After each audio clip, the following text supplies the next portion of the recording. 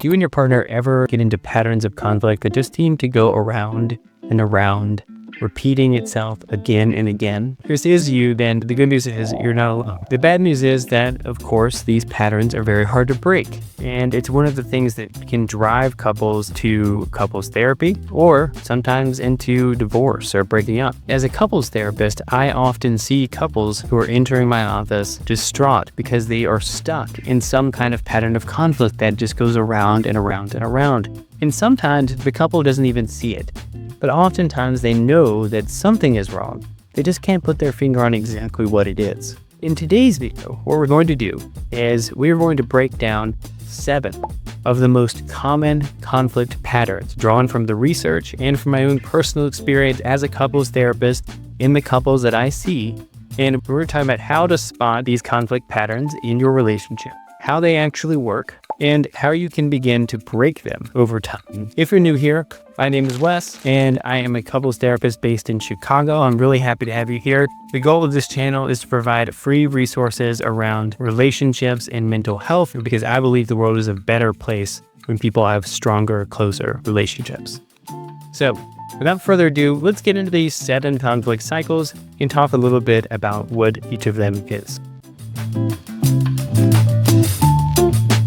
So the first conflict pattern is one of the most prevalent that I see in therapy, and that is the pursuer withdrawer cycle. This could also be the demand withdrawal cycle. This is one of the most common patterns that I see because typically it involves one partner who is more emotionally expressive and one partner who is more emotionally avoidant. Now in this cycle, one partner, the pursuer, seeks connection or resolution by pursuing conversations or emotional engagement, but they often do so in a way that comes across as negative to their partner. They may do it through criticism or complaint. Oftentimes, these people are emotionally expressive. They're trying to get their thoughts out into the world, and often this can come across as critical to the other partner. The pursuer is coming from a place of emotional vulnerability. They want connection with their partner. They're just going about it in not quite the right way. Their partner, the withdrawer, is more emotionally avoidant in general, and when they share their partner's complaints, instead of seeing what's behind those, which is that need for emotional connection, instead they feel attacked and they pull away.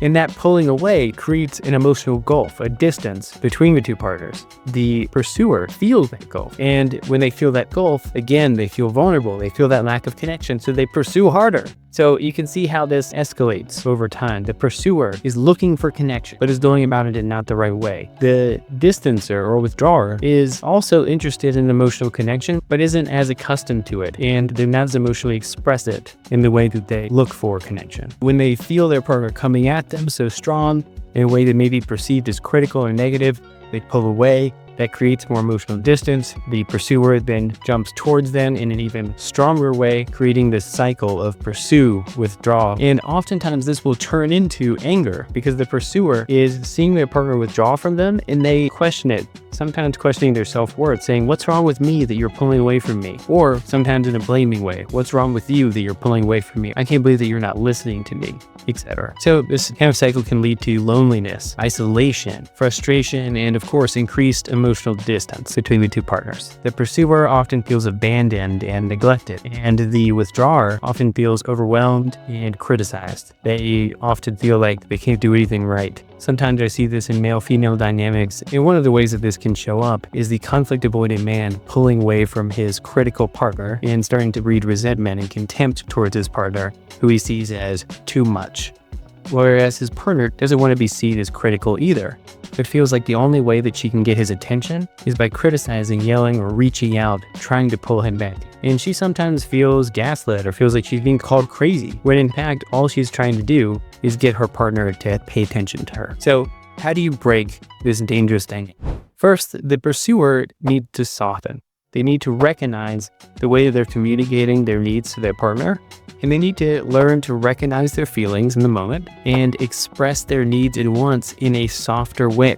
So less criticism and more soft tone, soft body language. Whereas The distancer, or the withdrawer, needs to recognize their conflict avoidant tendencies. They need to be able to recognize the feelings that are coming up in them when their partner engages them in some kind of conflict conversation. And they need to learn to regulate themselves, sometimes through breathing, sometimes through grounding exercises. But staying present in the moment is going to be key here, so that you can show up and stay present and engage with your partner when he or she is making a request for connection. Pattern number 2 is criticize, defend, counterattack. So this pattern usually begins with one partner criticizing the other, which then leads the second partner to become defensive. Now, this is not just an attack cycle. What happens next is that the defensive partner doesn't just get defensive, but they actually launch a counterattack back at their partner. So these are partners where you will see them when they get into a fight. Often there's a lot of yelling involved. Sometimes it can turn into physical altercations. But the danger of this kind of argument is that it turns into a never-ending loop between the two partners, with each partner feeling increasingly justified in their blame of the other partner the more that the other partner criticizes and attacks them. So over time, what this leads to is both partners begin to lose trust and respect in the other. One partner may begin pulling away silently from the other partner, and they may begin to tiptoe around each other because they're afraid, setting each other off. What can happen in this kind of situation is that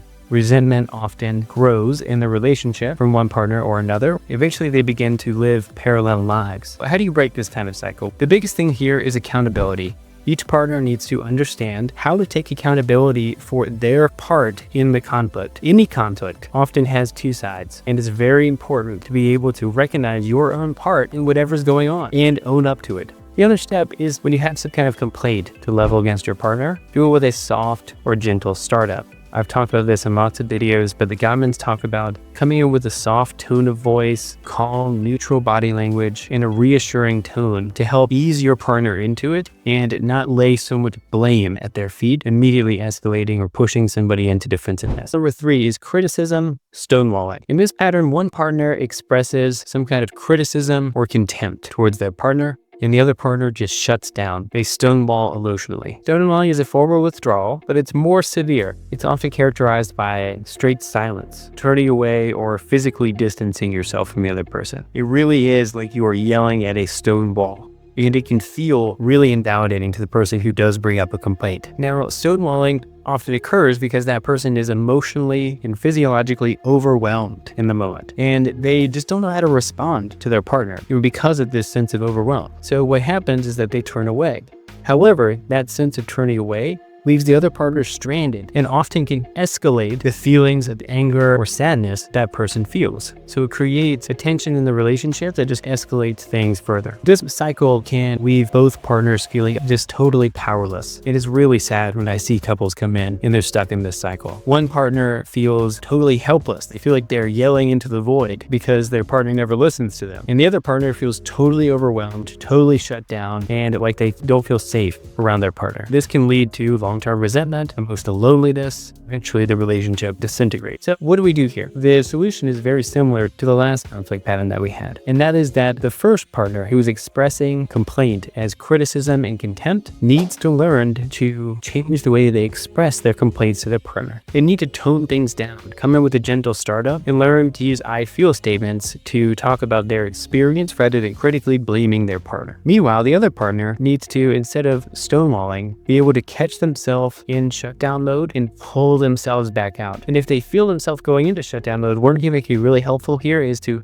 issue a timeout. If you issue a timeout, my rule is you always have to come back and re-engage with your partner and try to repair later on. But typically, especially if you're a stonewaller and you're getting emotionally overwhelmed, it can take at least 20 minutes to decompress. So if you're taking that time out, you need to actually decompress. You're ruminating about the issue that you're going over with your partner and trying to plan what you're going to say when we come back. Instead, take some time to get totally distant from the conflict that you're having with your partner, reset back to normal, and then come back and re-engage. Okay, pattern number 4 is the avoiding cycle. So this is when two partners are both conflict avoiding. Now, typically, this is not something that you see often in relationships that end up in couples therapy because these partners are both conflict avoidant, and so they don't want to talk about things.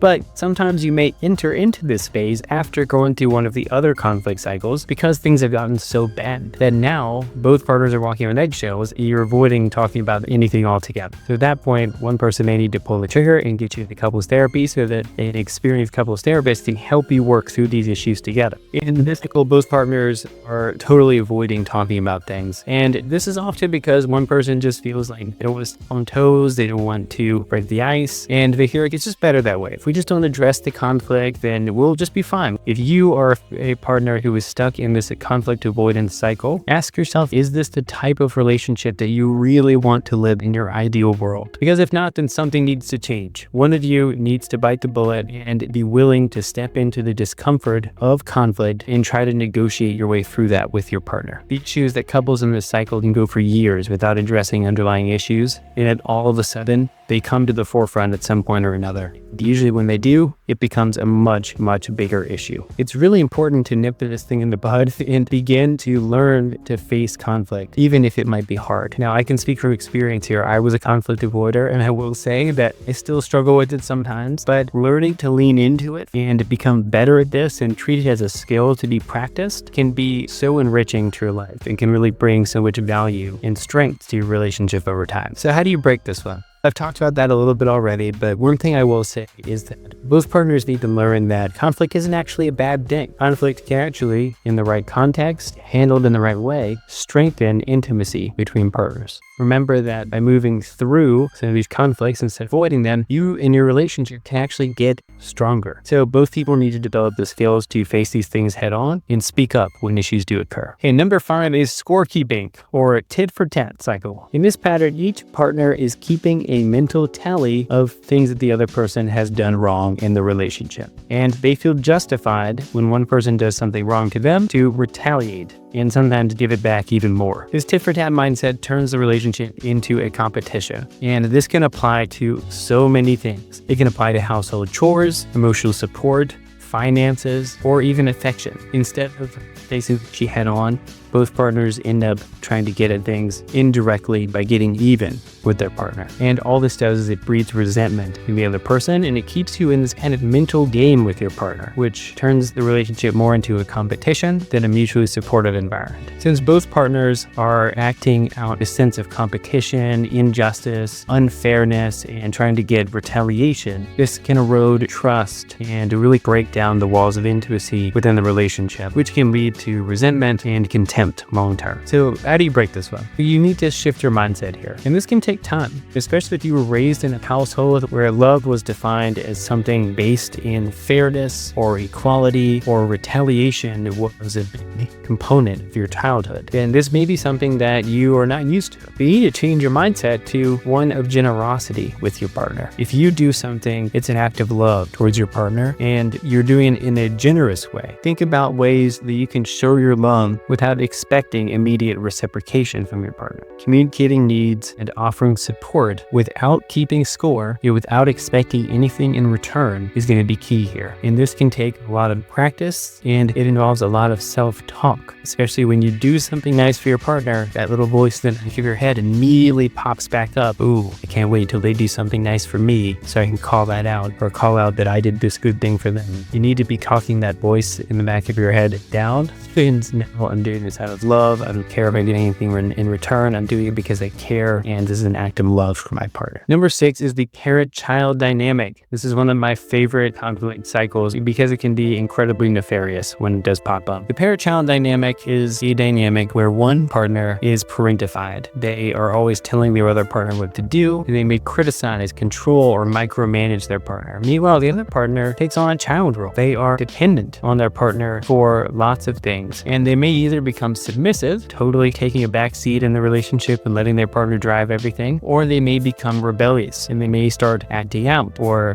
this may lead to infidelity. It may also lead to just snide, contemptuous remarks that are like a teenager pushing their parents' buttons. Over time, this dynamic becomes entrenched, and one partner feels they are overburdened, like they've taken on everything in the relationship, and they often look down at their partner with contempt and resentment. Meanwhile, the other partner, who is in the child role also feels powerless, infantilized, and they may have very low self-worth and to begin to slip into depression or resentment toward their partner as well. How do you break this up? Both partners need to move towards equality in the relationship. Now, this can be hard if you've been stuck in this dynamic for a long time and one person has total control over several aspects of the relationship. So you need to sit down and have a negotiation. You need to talk this out. And having a third party there can be really helpful in this regard to help guide these conversations and encourage one partner to step back or relinquish control and the other partner to step up and take on areas of control. What can also be really helpful is for both partners to sit down and the controlling parentified partner to write down all of the things that they feel like they have control over in the relationship right then. The child partner can then pick and choose things that they will take over and begin to step up more in the relationship over time. And number 7 is distancer pursuer cycle. So this one is very similar to number 1, which was pursuer distancer, and basically the roles had just been reversed here. I wanted to bring this one up because it feels like a unique dynamic where the distancer is actually taking more of a front seat role in this case. In this kind of scenario, the distancer is actually really pushing for needing more emotional space in the relationship, whereas the pursuer is asking for closeness but not getting it. The distancer feels overwhelmed by too much emotional intensity, so they push it out. They try to really actively create space. And you may see this with avoidant attachment styles where one person in the relationship really desperately craves their personal space and establishes these rules up front in the beginning of the relationship. Whereas the pursuer really craves that emotional closeness, and so they feel really lonely and isolated because of that. But maybe they don't speak up about it enough, or maybe just accept us as the status quo for a while, and then eventually it begins to breed resentment and unhappiness in that partner. Over time, the distancer in this dynamic can feel suffocated by their partner always needing closeness from them, and the pursuer can feel abandoned. They can feel like their partner doesn't care about them because they have been seeking too much emotional distance and putting up walls in the relationship. Both partners are feeling unfulfilled, that they don't get their needs met. How do you break this? It's really a negotiation of space in what actually matters to each person. The pursuer needs to work on the distancer to take some space while not taking it too personally. They need to understand their partner's attachment style, their needs, and give themselves the space that they need. The distancer should learn how to lean in and create emotional closeness at times with their pursuer partner. It's really important for both sides to meet in the middle, because if you don't, then one side begins to feel resentful. So both partners need to figure out, okay, how can we navigate